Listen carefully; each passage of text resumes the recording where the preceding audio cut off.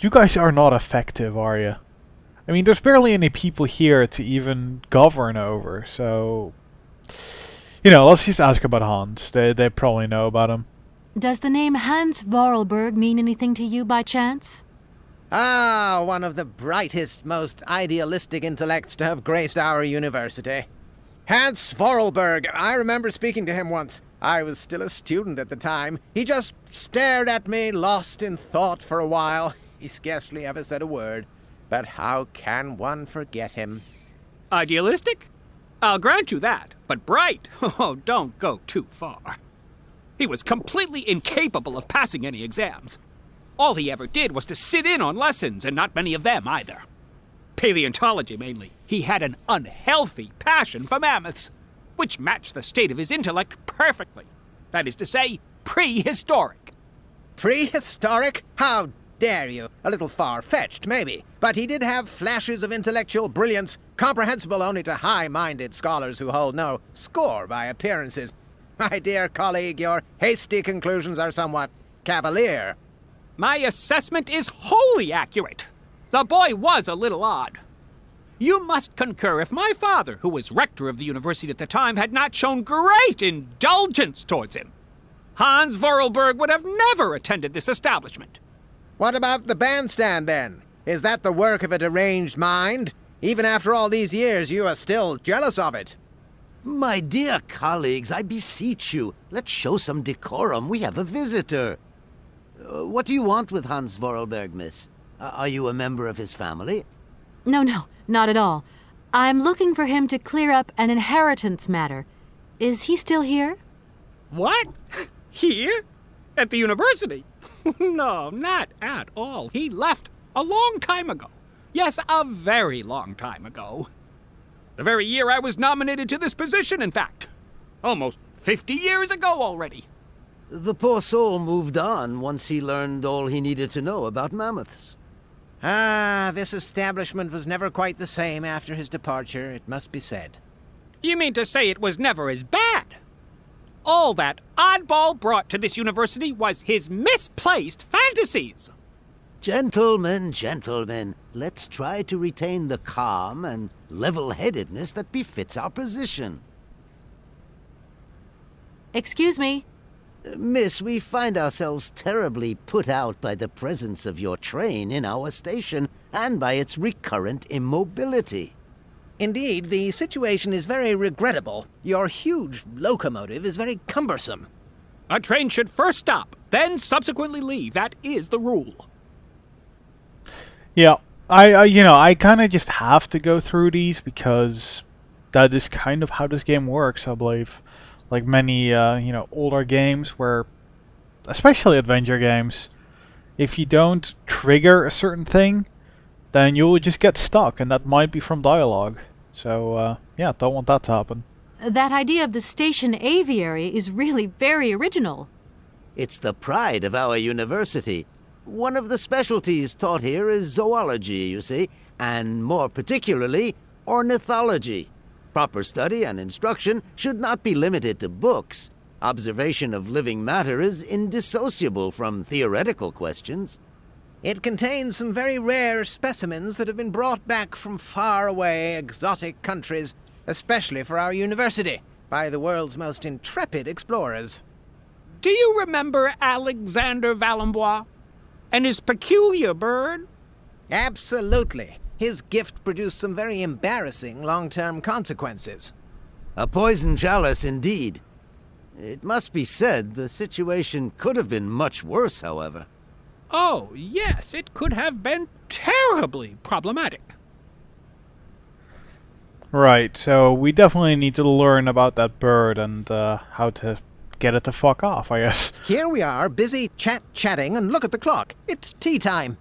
Already? My word, doesn't time fly by? Thank you for a charming visit, miss. And thank you, gentlemen.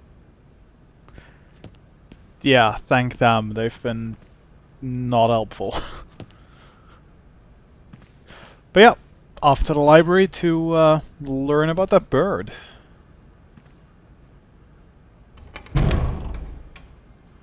Right, one screen over here, and then through that door, and then I don't know, because I have to first find an index, or you know, a way to figure out how I'm supposed to find that book.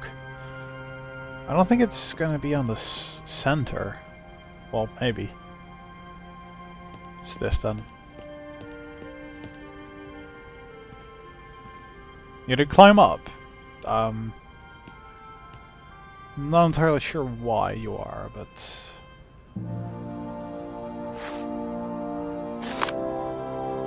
The Illustrated Dictionary of Plants and Mushrooms. Okay. Right. The Yongala Cola. The Yongala Cola is a mushroom without stem that has a chewy texture. It is a member of the polypode. I don't know what that is. Polypore, I believe, but polypore family, and grows exclusively on the trunks of certain trees of the Amazonian jungle. While it is edible when young, the Yongola Cola has a woody texture and insipid flavor, and offers no great culinary appeal. Native Amazonian tribes, however, are very attached to the mushroom. Why they are so fond of the fungus has taken extensive scientific research to elucidate. This font is not the easiest to read. It is not the easiest.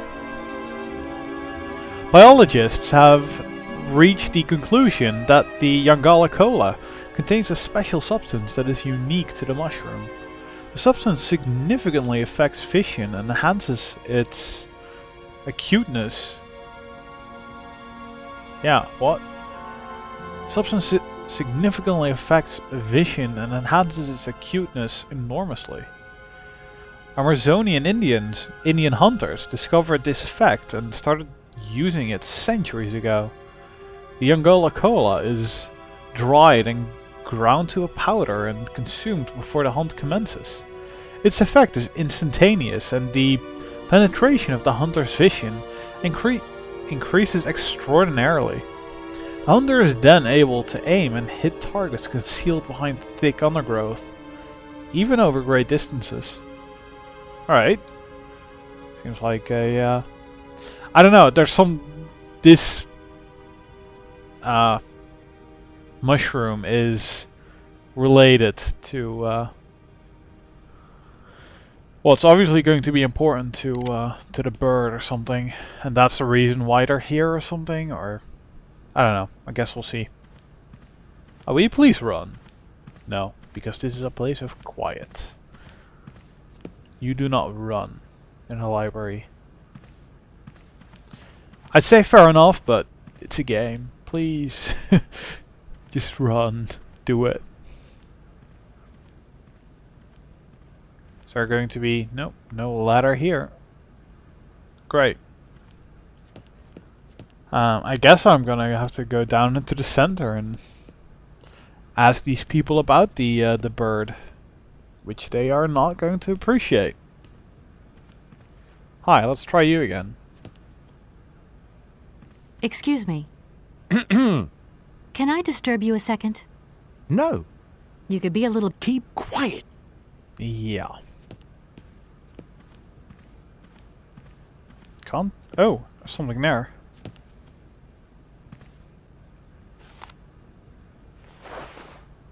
You know, I'll just take that. How typical that is just lying around. Amazon, memories of an expedition. That's not too bad. It is that bird though. Okay, it's not quite a parrot, but the red Amazon cuckoo, the Cuculus rosso. This subspecies of the common Cuculus canis,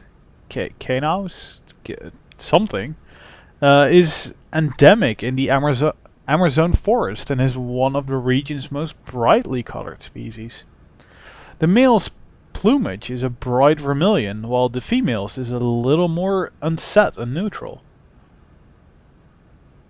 But is a bit more what the hell is it? Russet? Whatever. A habitat and food.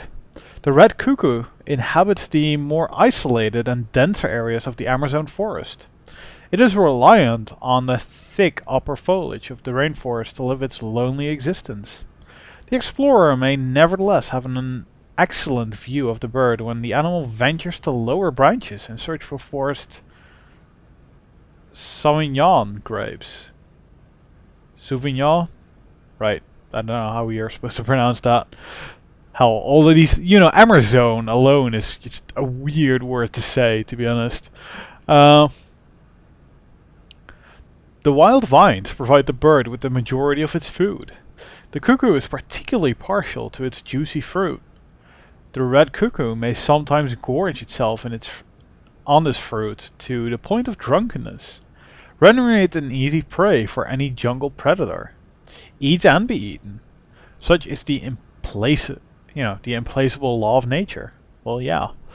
Reproduction? Like other species of cuckoo, the red Amazon cuckoo delegates the task of raising its young to other birds. What? Huh? That's weird. This parasitic behavior enables the species to reproduce prolifically and with minimum effort. Well, yeah. Alright, that's totally what they meant. That guy brought one, and then, well, I guess he brought two then, but, yeah, they just got raised by other birds, and now they're everywhere, right? The female cuckoo scouts its territory on the lookout for nests under construction. She chooses the moment and when its owners are absent to lay her eggs, generally in the afternoon. The host, meanwhile, will lay mainly in the morning. After laying an egg in her selected nest, the female will remove one of the host's eggs and destroy it or eat it later. The cuckoo's egg generally hatches before the eggs of its adopted brothers and sisters. The cuckoo chick will instinctively edge the other eggs from the nest.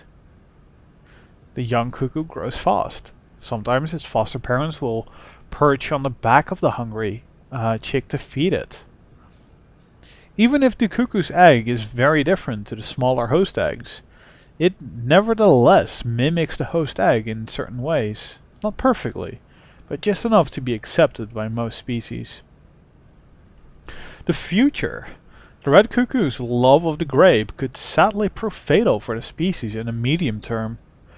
European settlers who have tried to cultivate the grape on the Amazonian alluvial plains have decimated the Amazon red cuckoo population.